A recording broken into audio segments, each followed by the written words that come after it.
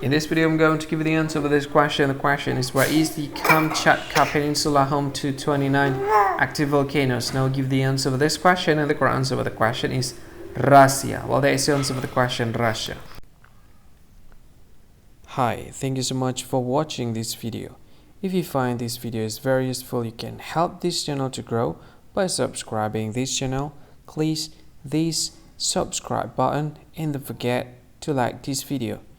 And if you find this video is not really good, or you don't really like this video, or you kind of feel that it's a little bit offensive or something like that, you can click this one, dislike button. You can do that anyway.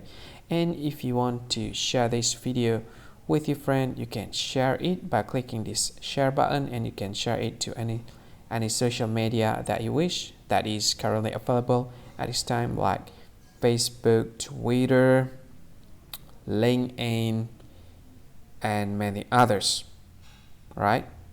And if you want to add this video to your playlist, you can click this one. You can watch this video later, and you can find more options by clicking these three dots. And yeah, don't forget to subscribe. I think that's all of it. Thank you so much for watching this video, and see you again in another video. Bye bye. See you again.